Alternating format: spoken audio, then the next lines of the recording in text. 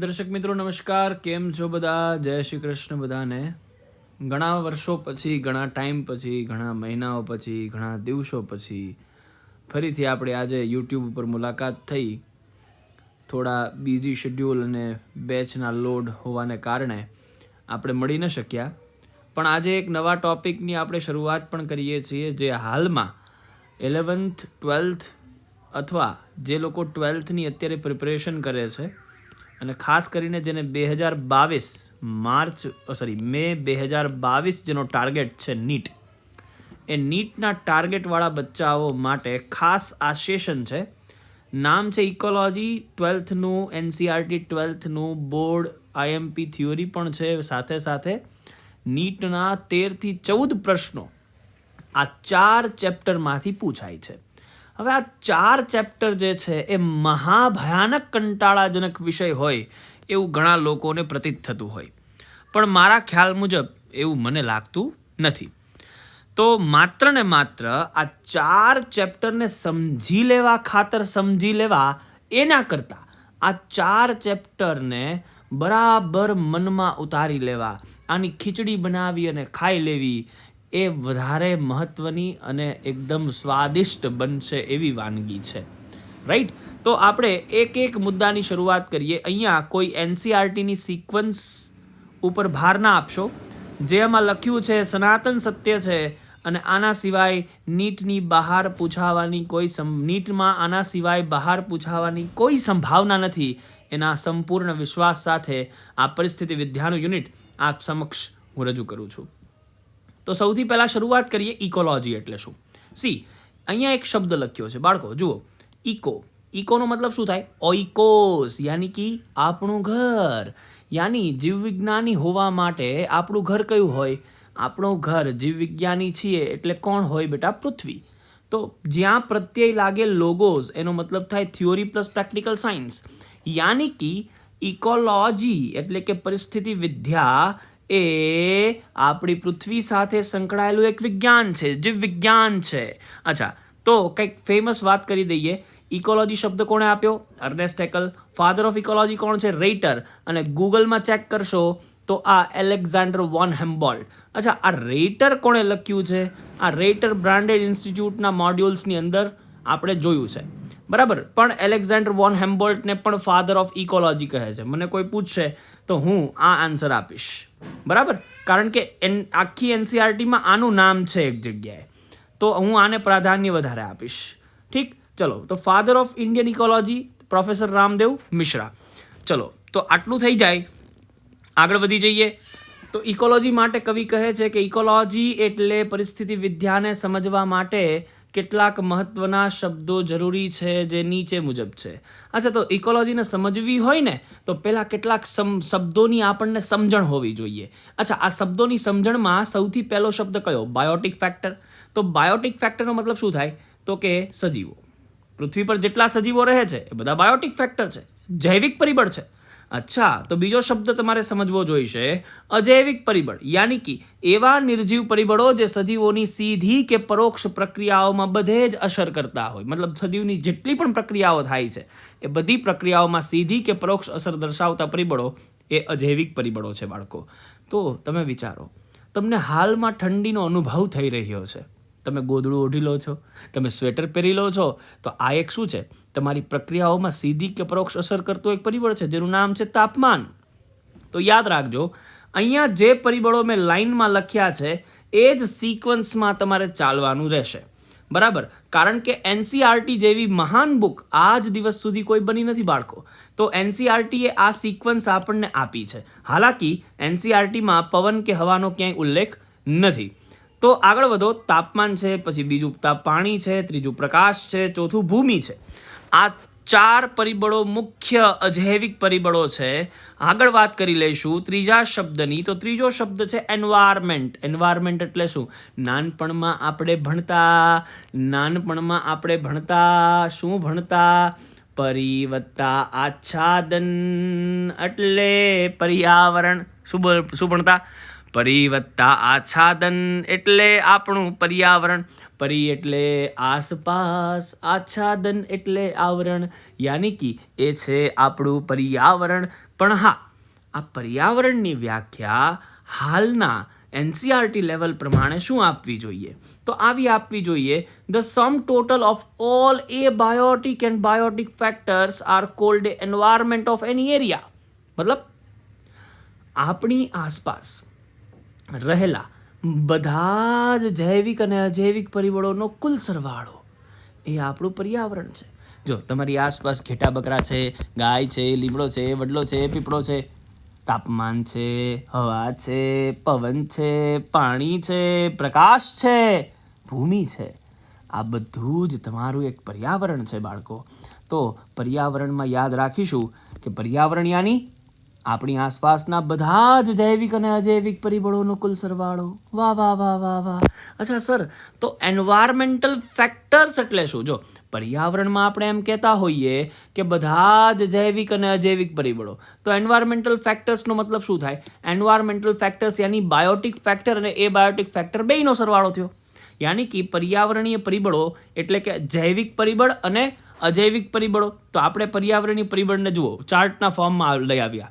ચાર્ટના ફોર્મમાં આપણે એને બે ભાગમાં વહેંચી દીધા, અજૈવિક પરિબળો, જૈવિક પરિબળો. અચ્છા, તો અજૈવિક પરિબળમાં કોણ આવે? અજૈવિક પરિબળમાં કોણ આવશે? બધા જ સજીવો. કયા કયા સજીવો? ઉત્પાદક, ઉપભોગી, વિઘટક. આની હું તમને સ્ટોરી આગળ કરીશ. આ ત્રણેય કોણ છે, આ ત્રણેય શું છે, એની સ્ટોરી આપણે આગળ કરશું નિવસન તંત્ર ચેપ્ટરમાં. અચ્છા, તો અજૈવિક પરિબળમાં શું? તો અજૈવિક પરિબળમાં બેટા બે પ્રકારના અજૈવિક પરિબળ છે. એમ કયા કયા? આબોહવાકીય પરિબળ, જેને આપણે એટમોસ્ફિયરિક ફેક્ટર્સ કહીએ, અને ભૂતલીય પરિબળ, મતલબ ભૂમિના એટલે કે પૃથ્વીના પોપડા સાથે સંકળાયેલા પરિબળ. શું થાય? ભૂતલીય પરિબળ એટલે પૃથ્વીના પોપડા સાથે સંકળાયેલા પરિબળ. અચ્છા, તો એટમોસ્ફિયર સાથે સંકળાયેલા, વાતાવરણ સાથે, હવામાન, આબોહવા સાથે સંકળાયેલા પરિબળો. અને એક બાજુ છે ભૂતલીય પરિબળ યાની કે એડેફિક ફેક્ટર. તો તાપમાન, પ્રકાશ અને હવા, આ ત્રણેયને એટમોસ્ફિયરિક ફેક્ટર કહેવાય, અને પાણી અને ભૂમિને એડેફિક ફેક્ટર કહેવાય. બરાબર? જે પૃથ્વીના પોપડા સાથે સંકળાયેલા હોય. બેટા પાણી નીચે જ હોય ને, બરાબર ને? ભૂમિ નીચે જ છે, આપણા માથા ઉપર ભૂમિ નથી ક્યાંય.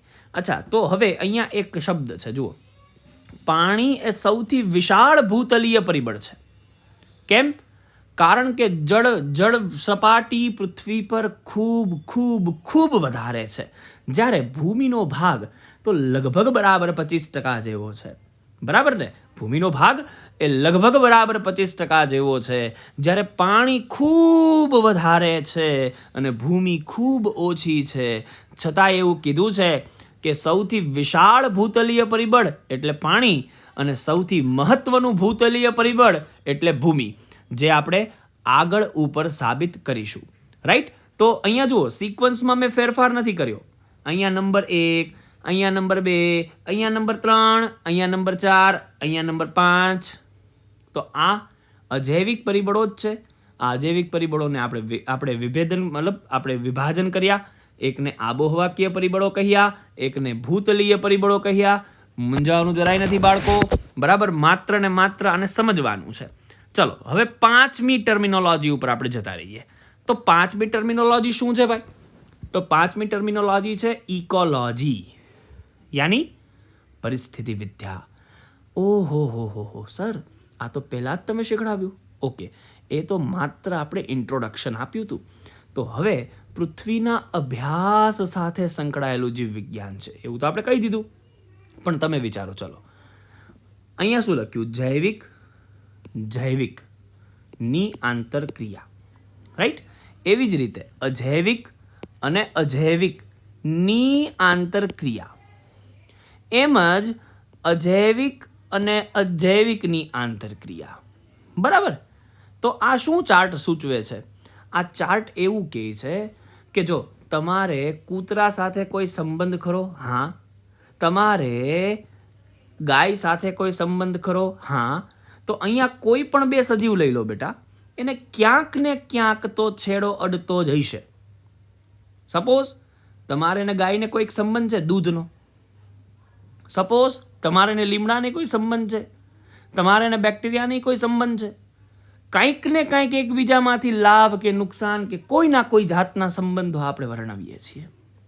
એવી જ રીતે અજૈવિક પરિબળોને પણ અજૈવિક પરિબળો સાથે સંબંધ છે. જેમ કે હું એમ વાત કરું કે તાપમાન વધે એ ક્યારે વધે? હે ભાઈ, તાપમાન તો કે સર પ્રકાશની તીવ્રતા વધી હોય ને તો તાપમાન વધે. અને તાપમાન વધે તો શું થાય? તાપમાન વધે તો શું થાય? તો કે પાણીનું બાષ્પીભવન થાય, વાદળ બંધાય અને વરસાદ આવે. વાહ, કેટલું સરસ છે. તો અજૈવિક પરિબળોને અજૈવિક પરિબળો સાથે પણ આંતર સંબંધ છે. એમ આપણા પર્યાવરણમાં હાજર તાપમાન, પાણી, પ્રકાશ, ભૂમિ આ બધા સાથે આપણા પણ કંઈક આંતર સંબંધો છે. આ બધા જ આંતર સંબંધોનો અભ્યાસ કરતી જીવવિજ્ઞાનની શાખા એટલે પરિસ્થિતિ વિદ્યા. બરાબર. સજીવો અને વસ્તી નામના ચેપ્ટરની અંદર બીજા પેજ ઉપર પહેલા પેરેગ્રાફમાં આ લીટી આપી છે. શું આપી છે? સજીવો અને તેની આસપાસના ભૌતિક પર્યાવરણ સાથેના આંતર સંબંધો કે આંતરક્રિયાનો અભ્યાસ એટલે પરિસ્થિતિ વિદ્યા. સજીવ અને તેની આસપાસનું ભૌતિક પર્યાવરણ મતલબ બધા આવી ગયા, જૈવિક અજૈવિક, એ બધાનો આંતર સંબંધ શું છે, એની આંતરક્રિયાઓ શું થઈ રહી છે, એનો અભ્યાસ કરતી વિજ્ઞાનની શાખા, જીવ વિજ્ઞાનની શાખા એટલે પરિસ્થિતિ વિદ્યા. આઈ થિંક બધાને સમજણ તો પડતી હશે. બરાબર. સબકા સાથ સબકા વિકાસ. ચલો, આ જ સૂત્રથી આપણે ફરીથી આગળ વધો. પરિસ્થિતિ વિદ્યા બે પ્રકારની છે, ઓટેકોલોજી, સાયનેકોલોજી. અચ્છા, ઓટેકોલોજીનો મતલબ શું થાય? જો ભાઈ, અહીંયા છે ને શબ્દ છૂટા પાડો, શબ્દ છૂટા પાડો, શબ્દ છૂટા પાડો, શબ્દ છૂટા પાડો. તો ઓટો યાની સ્વયં, પોતાનું. સિન યાની સંયુક્ત એટલે બધાનું. ઇકોલોજી, ઇકોલોજી, ઇકોલોજી, આ તો ખબર જ છે આપણને. તો અહીંયા ઓટો ઇકોલોજીનો મતલબ શું થાય? એક જ જાતિના સભ્યો અને તેના ભૌતિક પર્યાવરણ વચ્ચેની આંતરક્રિયાનો અભ્યાસ એટલે ઓટેકોલોજી. જ્યારે બીજી બાજુ મેં શું લખ્યું? જુદી જુદી જાતિના સભ્યો, મતલબ એક કરતાં વધુ જાતિના સભ્યોની જ્યારે ચર્ચા ચાલતી હોય ત્યારે એને શું કહેવાય? ત્યારે એને શું કહેવાય? ઓટેકોલોજી કે સાયનેકોલોજી. ત્યારે કહેશું આપણે સાયનેકોલોજી. મતલબ અહીંયા કવિ શું કહેવા માગે છે? મતલબ અહીંયા કવિ શું કહેવા માગે છે ભાઈ? તો અહીંયા કવિ એવું કહે છે કે જો ભાઈ, અહીંયા એક જ જાતિ છે, દેખાય? અહીંયા જુઓ તો તમે, આપણે હાઇલાઇટ અલગ પેનથી કરીએ. અહીંયા એક જ જાતિ છે, એ. અહીંયા જો ઘણી બધી જાતિ છે, A B C D E F G H I J K L M N, ઘણી બધી જાતિ. તો અહીંયા માત્ર કૂતરા કૂતરા કૂતરા કૂતરા.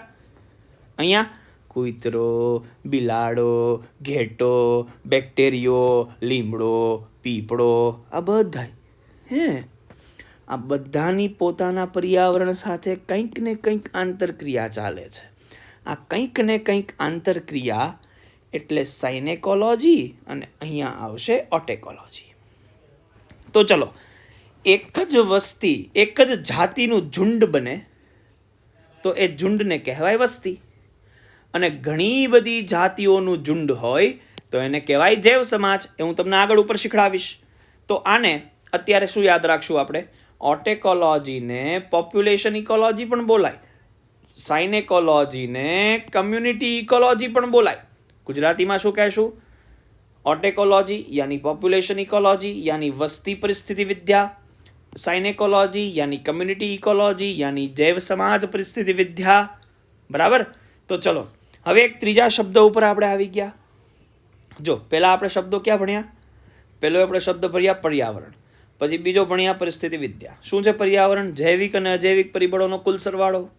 જૈવિક અને અજૈવિક પરિબળો વચ્ચેની આંતરક્રિયાનો અભ્યાસ એટલે પરિસ્થિતિ વિદ્યા. ચલો, નિવસન તંત્ર. તો જૈવિક અને અજૈવિક પરિબળો જે સ્થાન પર આંતરક્રિયા કરે તે સ્થાનને શું કહેવાય? નિવસન તંત્ર. રાઈટ? આઈ થિંક તમને આ ત્રણેય ટર્મ સમજાશે, ત્રણેય ટર્મ મગજમાં બેસશે કે આ શું કહેવા માગે છે. સમજાય છે બાળકો? હા યા ના? આપની કમેન્ટ, આપનું શેરિંગ મારા માટે ખૂબ જરૂરી છે. કરતા રહો અને બધાને સાથ સહકાર મળતો રહે. તો ઇકોસિસ્ટમ યાની નિવસન તંત્રની વ્યાખ્યા શું લખી? જૈવિક અને અજૈવિક પરિબળો પૃથ્વીના જે સ્થાન પર આંતરક્રિયા કરે છે એ સ્થાનને શું કહેવાય? નિવસન તંત્ર કહેવાય. તો આ ત્રણેય વ્યાખ્યામાં યાદ શું રાખીશું? કુલ સરવાળો, વચ્ચેની આંતરક્રિયા અને સ્થાન જે આંતરક્રિયા થઈ રહી છે.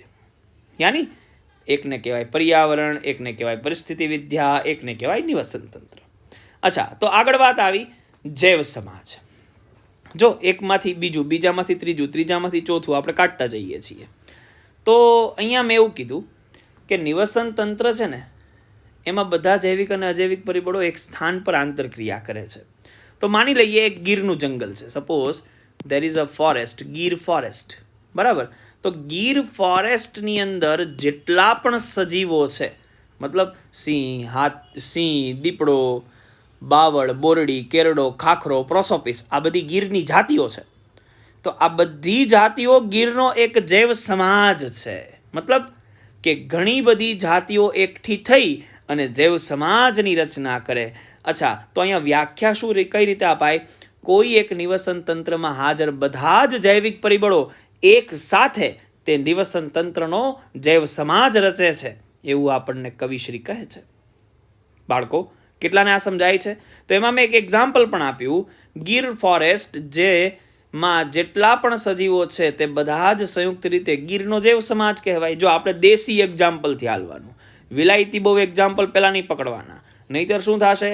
ઇકોલોજીને બધું ગયું ખાડે. 13-14 પ્રશ્ન આપણે ભૂલી જ જવાના થયા નહીતર, બરાબર. તો 13-14 પ્રશ્નને મઠારવા, 13-14 પ્રશ્નને યાદ રાખવા, ઇકોલોજીને આવી જ રીતે ભણવી પડે. દુનિયામાં બીજી કોઈ સિક્વન્સ નથી જે આ ઇકોલોજીને બીટ કરી શકશે, બરાબર. તો અહીંયા મેં એક બીજી ચર્ચા પણ સમજાવી છે. જેમ કે એક ગીરનો જૈવ સમાજ છે અને એક છે કચ્છના રણનો જૈવ સમાજ. રણ પ્રદેશ એક નિવસન તંત્ર છે, જંગલ એક નિવસન તંત્ર છે. તો અહીંયા રણ પ્રદેશની અંદર જો આ ગીરના જૈવ સમાજને નાખ્યા આવીએ, બધાય સજીવને અહીંથી પકડો અને કચ્છના રણમાં નાખ્યા આવો, હાલે? નહીં ચાલે. અચ્છા, એવી જ રીતે કચ્છના રણના બધાય મુર્ગાને પકડી અને નાખ્યા આવો ગીરમાં, ચાલે? નો ચાલે. તો આ જૈવ સમાજ અહીંયા અનુકૂલિત થયો છે એટલે ત્યાં ને ત્યાં જ વસે, બીજે જઈને વસશે નહીં. તો એના માટે મેં લાઈન પણ લખી બેટા કે દરેક નિવસન તંત્રનો જૈવ સમાજ ખૂબ જ વિશિષ્ટ પ્રકારનો છે, એટલે કે તે અન્ય નિવસન તંત્રમાં અનુકૂલિત થઈ શકતો નથી, એવું આપણને કવિ કહે છે, બરાબર. કારણ કે તે પોતાના વાતાવરણમાં અનુકૂલિત થઈ ગયો છે. આમે ગીરના હાવજને બંધાયેલા જીવનમાં ક્યારેય ન જ ગમે, બરાબર ને. કાઠિયાવાડ એ સાવજની ધરતી છે. બાળકો, સાંભળો છો ને? આગળ વધો. એ સર 8મો શબ્દ લાયા, બાયોમ. અચ્છા, તો બાયોમ એટલે શું થાય? બાયોમ એટલે બાયોમ એટલે શું થાય કયો ને? અચ્છા, તો બાયોમ એટલે જુઓ, એક વિશાળ નિવસન તંત્રને જે વિસ્તાર કહેવાય. એક વિશાળ નિવસન તંત્રને શું કહેવાય? જૈવ વિસ્તાર. તો હું એમ કહું કે ચલો એક ઇન્દ્રોડા પાર્ક છે, બરાબર. ગાંધીનગરમાં આવ્યું છે, ગાંધીનગરમાં એક ઇન્દ્રોડા પાર્ક આવ્યું છે. અચ્છા, તો બીજું એક ગીરનું જંગલ છે. કયું મોટું છે?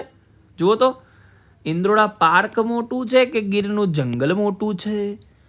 તો અહીંયા આપણે કમ્પેરિઝન કરીએ તો અત્યારે ગીરનું જંગલ મને મોટું દેખાય છે. તો ગીરનું જંગલ ખરેખર શું કહેવાય? ગીરનું જંગલ ખરેખર શું કહેવાય?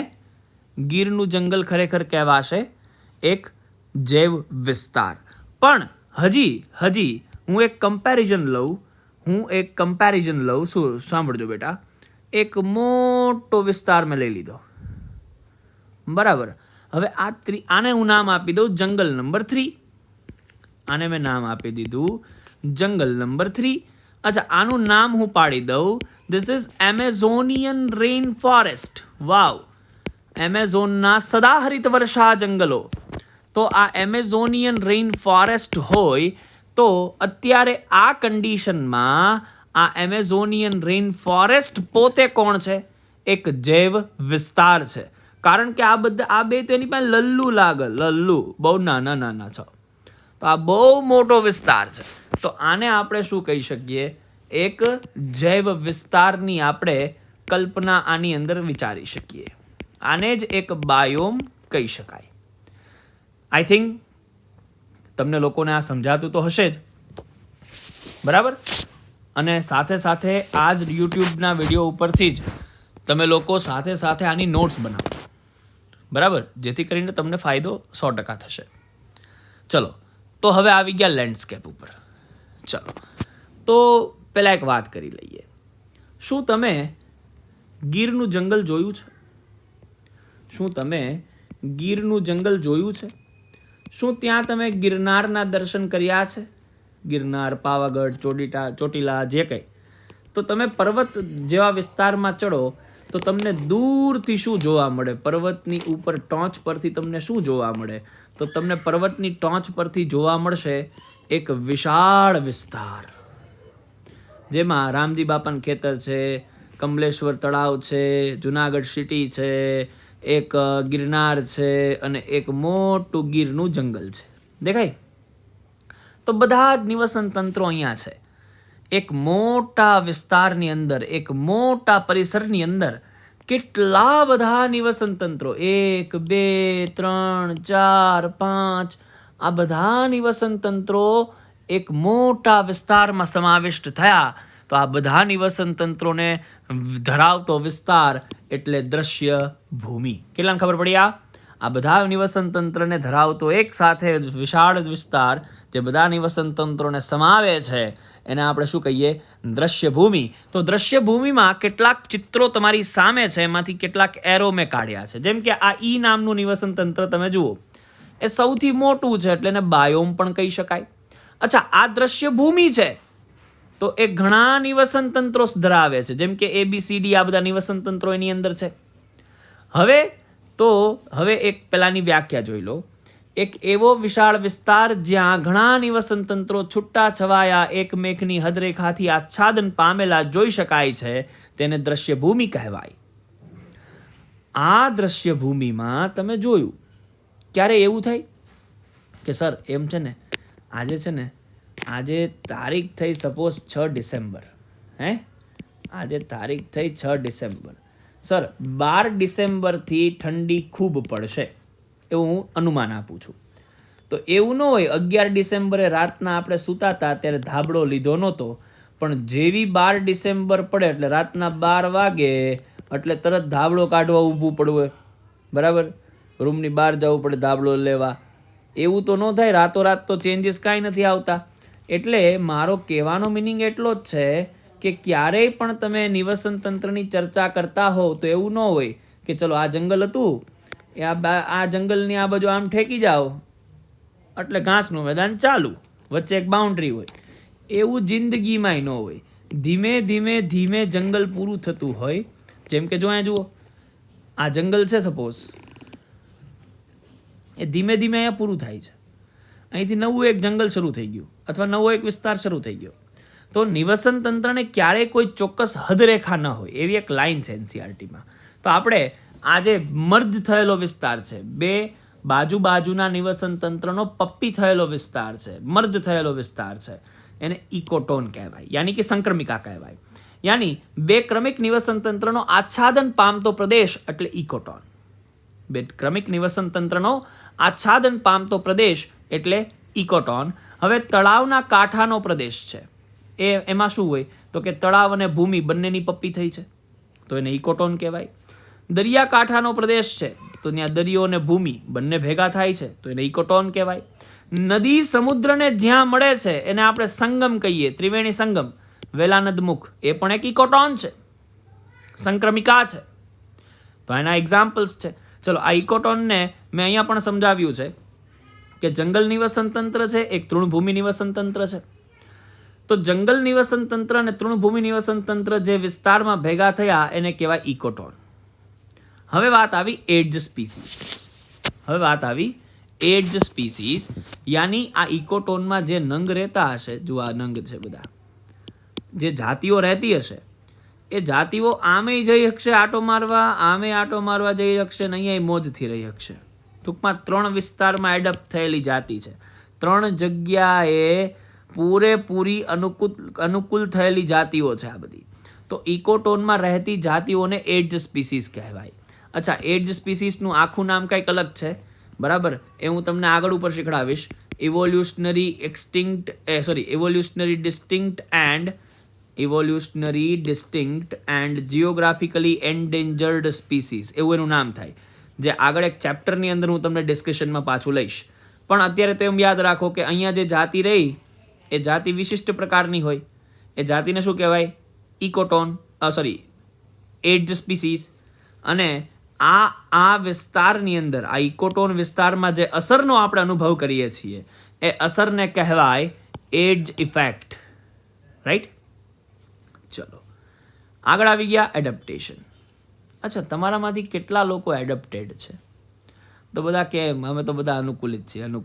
પણ અનુકૂલનની વ્યાખ્યા એવી પરમિશન આપતી નથી કે તમને કહું કે અનુકૂલિત છો તમે. શું કામ? તો અહીંયા મેં લખ્યું કે ભાઈ અનુકૂલન એટલે શું? Adaptation is equal to survival plus reproduction. એટલે ઓલો બેર ગિલ્સ આવે છે ડિસ્કવરીમાં, મેન વર્સિસ વાઇલ્ડ પ્રોગ્રામમાં, એ તમને સર્વાઇવલ શીખડાવે છે, નહીં કે રિપ્રોડક્શન. ને એવું નથી શીખડાવતો કે માદા સાથીની શોધ કેમ કરવી, એવું નથી શીખડાવતો નર સાથીની શોધ કેમ કરવી. તો આપણને શીખડાવે છે સર્વાઇવલ. તો સર્વાઇવલનો મતલબ શું થાય પહેલાં તો એ સમજી લો. તો તમે જ્યાં રહ્યો છો ત્યાંના પરિબળોનો તમે ભરપૂર ઉપયોગ કરો. યાની કે સજીવ પોતાની આસપાસના પર્યાવરણીય પરિબળોનો ભરપૂર માત્રામાં ઉપયોગ કરે. તે માટે સજીવ શું કરશે? તમારે તમારા પર્યાવરણીય પરિબળોને વાપરવા છે તો તમે તમારા શરીરમાં બાહ્યાકાર ફેરફાર કરશો, અંતસ્થ રચનાકીય ફેરફારો કરશો, વર્તુળાત્મક ફેરફારો કરશો કે દેહધાર્મિક ફેરફારો કરશો. જેમ કે હું તમને એક એક્ઝામ્પલ આપું. ચલો, ઠંડી લાગે છે, ચામડી જાડી કરી દીધી, એ તમારો બાહ્યાકાર ફેરફાર છે. અચ્છા, મેદપૂર્ણ પેશીનું પ્રમાણ વધારી દીધું અથવા મેદપૂર્ણ પેશી વધી ગઈ, એ તમારો અંતસ્થ રચનાકીય ફેરફાર છે. ઠંડી બહુ જાજી લાગતી હતી, ગોદડું ઓઢીને હુઈ ગયા, ઓહો, એને વર્તુળાત્મક કહેવાય, એટલે કે બિહેવિયર ચેન્જ કર્યો. અને દેહધાર્મિક, ઠંડી બહુ લાગતી હતી, ધ્રુજારી ઉપાડી દીધી, તમારા શરીરે શું કર્યું કે એકદમ કંપન શરૂ કરી દીધું. જેથી કરીને શું થાય? કંપન શરૂ થાય તો તમારા શરીરની અંદર દેહધાર્મિક પ્રક્રિયા થાય, એટીપી વપરાય તો હીટ જનરેટ થાય, અને હીટ જનરેટ થાય તો તમને ગરમી મળે, એટલે તમને એવી ધ્રુજારી આવે. અચ્છા, લક્ષણોમાં ફેરફાર કરે, મતલબ સજીવ પોતાની આસપાસના પર્યાવરણના સ્ત્રોતોનો ભરપૂર માત્રામાં ઉપયોગ કરી શકે તે માટે બાહ્યાકાર, અંતસ્થ રચનાકીય, વર્તુળાત્મક અને દેહધાર્મિક લક્ષણોમાં ફેરફાર કરે, જેથી કરી પર્યાવરણમાં તે ટકી શકે અને પર્યાવરણીય પરિબળોનો સામનો કરવા માટે સક્ષમ બનતો જાય. જો બધાને એક જ વાત છે, ટકી રહેવું છે. આ વિશ્વમાં એકમાત્ર જો કોઈ કથન સાચું હોય તો એ શું છે? ટકી રહેવું. બરાબર? નહીતર જીવનભર લટકવું પડશે. તો જે કાર્ય કરો છો એ કાર્ય પાછળ ટકી રહો, એ કાર્ય પાછળ અડગ રહો. હે ને? મારું તો એવું જ કહેવું છે, સ્વમાન ખાતર જો પાણીપુરી વેચવી પડે તો વેચો, પણ સ્વમાન એમાં બહુ જરૂરી છે. રાઈટ? તો પર્યાવરણમાં ટકી રહેવા માટે સજીવોએ આ બધું જ કરવું પડશે. અને ત્યાર પછી જે લક્ષણો એને ડેવલપ કર્યા એ જનનિક રીતે ધીમે ધીમે સ્થાયી બનતા જશે. અને હવે એ સજીવ પ્રજનન કરી આંતર પ્રજનન દ્વારા પ્રજનનક્ષમ સંતતિ પેદા કરે. જુઓ અહીંયા રહ્યું. એટલે જો હવે આમાં મિનિંગ આપ્યો. સજીવ હતો, એણે ફેરફાર કર્યા, પછી પ્રજનન કર્યું, તો એનો છોકરો આવ્યો. તો હવે અહીંયા શું કહે છે? આંતર પ્રજનન દ્વારા પ્રજનનક્ષમ સંતતિ પેદા કરે. એટલે આ છોકરો પ્રજનનક્ષમ છે કે નહીં સાબિત ક્યારે થાય? તો કે એ સાબિત ત્યારે થાય એના ઘરે છોકરો પેદા થાય અથવા છોકરી, કોઈ પણ બાળક પેદા થાય. તો આ જે સજીવ છે એને કહી દઉં એક, આ બીજી પેઢી, ના ત્રીજી પેઢી, મતલબ આ જ્યારે આને શું કહેશે? આ એનો પૌત્ર છે અને આ એના દાદા છે. સમજ્યા? તો અત્યારે એવું બોલાય આ કન્ડિશનમાં કે દાદા છે એ અનુકૂલિત છે, આ છોકરો ને એનો બાપો ને બે હજી અનુકૂલિત એટલા બધા ન કહેવાય વ્યાખ્યા પ્રમાણે. આમ તો અનુકૂલિત જ છે બાળકો, પણ વ્યાખ્યા પ્રમાણે ન બોલી શકાય. અચ્છા, એનીવેઝ તમને આઈ થિંક અનુકૂલનની વ્યાખ્યા સમજાણી.